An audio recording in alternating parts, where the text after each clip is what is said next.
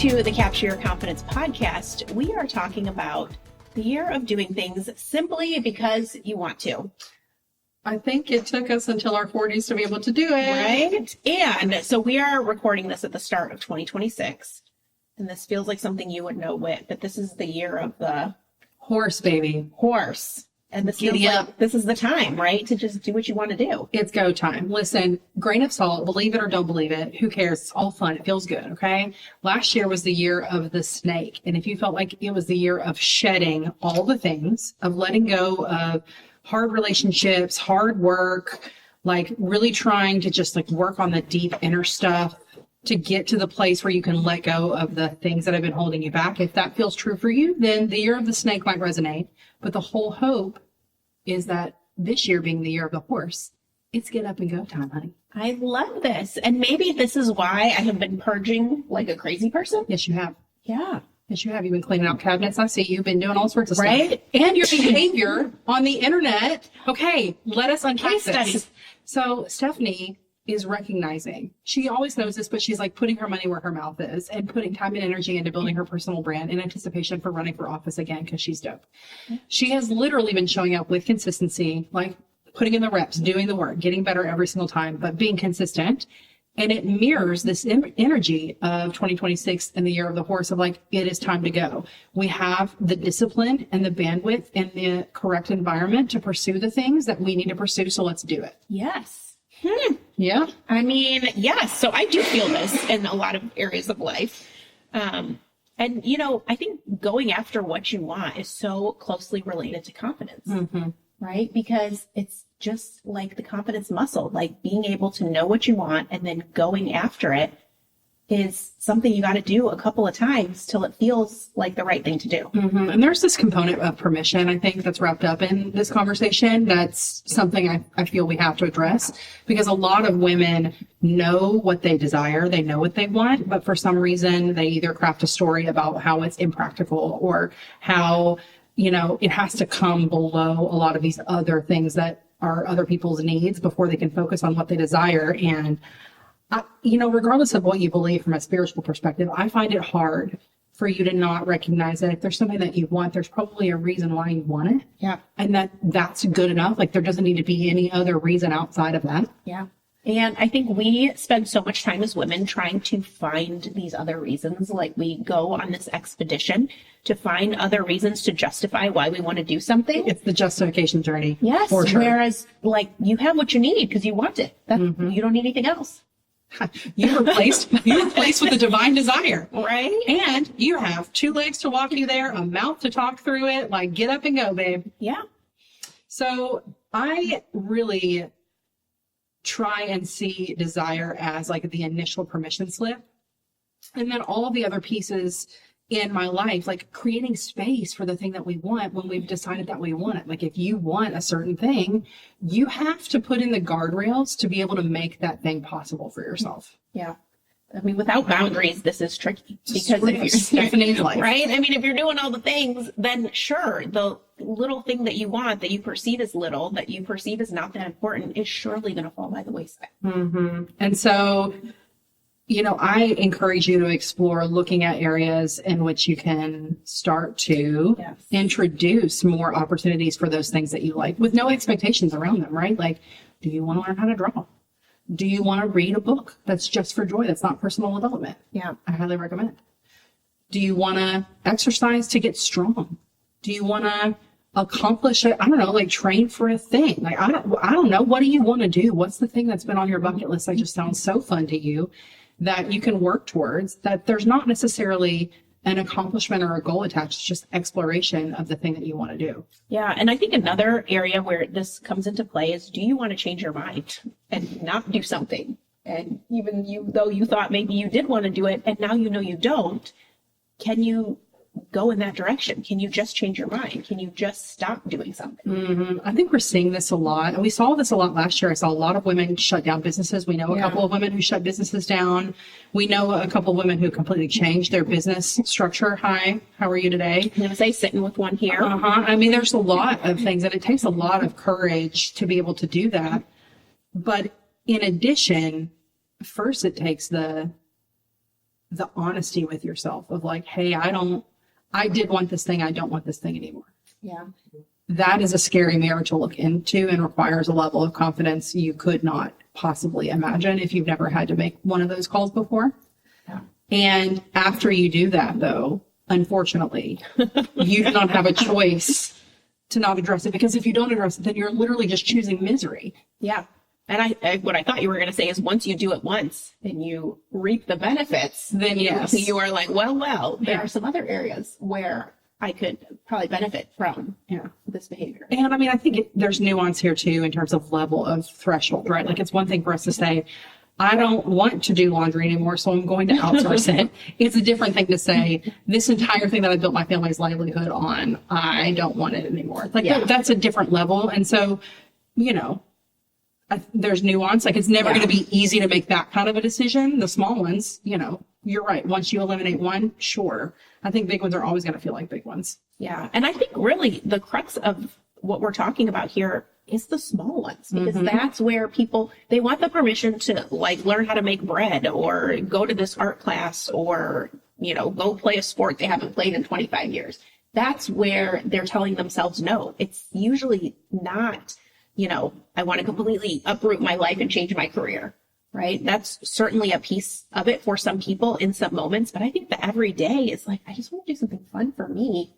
And I want the green light internally to be able to do it. And I think your argument is the more you do those small ones, the more supported you feel with addressing the big ones, which are always going to be hard, right? But you've got at least the proof. You know, Stephanie and I always are looking for the proof of like, okay, when have we faced something like this in the past? Where can we show ourselves the proof that we can weather this kind of an environment, right?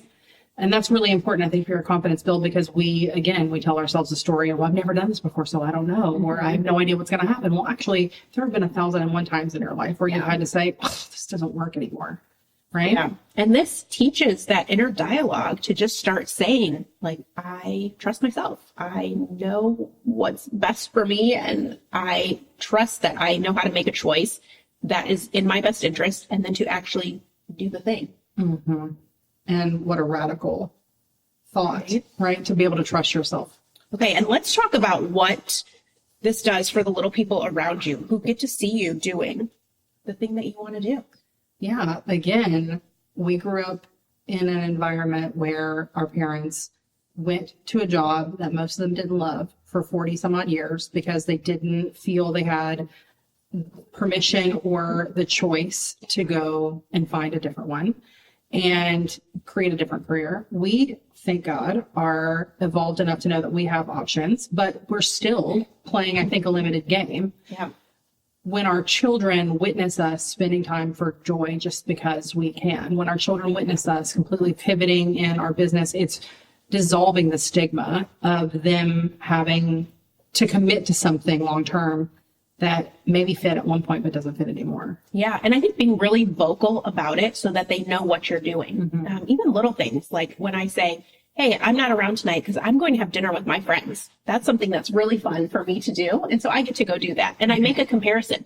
You know, when I take you to birthday parties on the weekend and where we get to do all this fun stuff with you and your friends, this is what I get to do so that I can go see my friends. You've always been so good about being vocal. And I think I'm really good with my actions. But one of the things that I want to work on is just narrating more in 2026 of like the decisions that we're making, even if they're hard decisions, and talking through the justification of why we get to do these things to really give an example, because there have been so many moments over the last year where my very thoughtful son will say things and I'm like, wow, the fact that you don't understand that like every single human being should be able to like take the time to do the things they want, you know, just like little boy things that they say that are like, you gotta reparent those. I'm like, wow, we gotta start saying these things out loud, I think. Yeah. Another one I like to do is if they want me to do something and I haven't eaten my dinner, or I haven't walked outside, or I haven't done the thing that I want to do that I've already determined is like a non-negotiable. I used to not do this. I used to like, do your thing. I'm starving, but I will make this bead craft with you. You know, I mean, it sounds so silly, but I used to do it all the time. And now I'm like, hey, I would love to do that. I have not eaten my dinner. I am not doing anything until I sit down and eat my dinner. And then I am happy to do this thing with you. Do they give you a hard time? They used to, but not really. Like initially, I think they were like, shocked. Like, what? Like, you haven't put me first. How dare you? What? And now I just do it. It's so calm. It's so, I don't even like, I don't know, you could start throwing the beads at me, really, and I'm still sitting here eating my dinner. Yeah. Or You're doing whatever it unflappable. is. Like, you know, I mean, because trust me, you're not going to want me unfed. Like, you're going to much prefer that I do this with you once I've eaten. For sure. For sure. We got to work on that. I do think, you know, our kids, they're lucky because we're around all the time. They do see us building business. So it's not like we're not working when they're here. We are working when they're here, but they do have a hard time because they're so used to us being able to kind of do what they want us to do when they want us to do it. And so often we will run into situations where it's like, okay, I am starving because I haven't eaten, and you want to go outside and play hockey, and you want me to come watch you or play with you. And I'm like, I have to eat. And instead, what happens is just chaotic because I'm trying to shove food in my mouth quickly to end the tantrum because I don't want to tolerate the tantrum. This is why we're in therapy. Yes, but I mean, it's, you know, it's little steps and it's over time, and they start to recognize it. And, you know, it gets to the point where even now, like, it's not unusual for my son to be like, well, have you walked yet?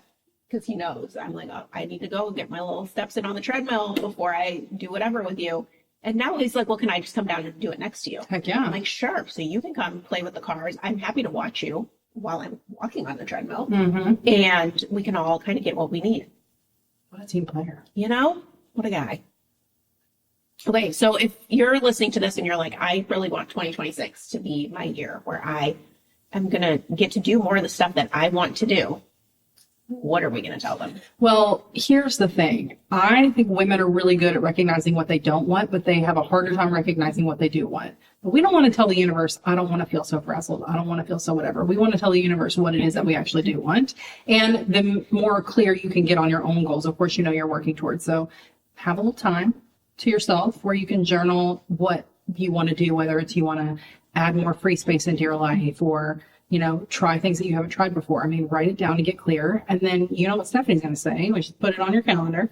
Make sure that you've blocked the time to honor to be able to do it, because good intentions are great, but they're not going to get you where you want to go. Yes, I do. Man, I love a calendar My Bible. appointment. You know, I mean, because if it's not on there, I mean, so many times I've been burned with good intention, but it just does not get done if it's not on there. I, couldn't agree more. You know, for the last 10 years, my entire life has been dictated by Dr. Google. He tells me exactly what to do, when to do it, how to do it.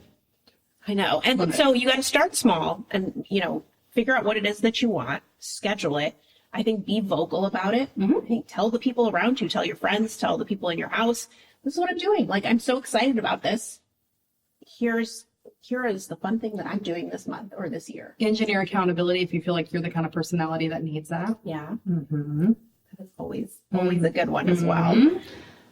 And maybe just like, don't put a physical goal around it. This is just, listen, as a recovering success monger, I just want to tell you that while goals are cool, it kind of taints the joy of trying something new. And so perhaps maybe just make the goal that you try, the goal that you output, not what happens from the output.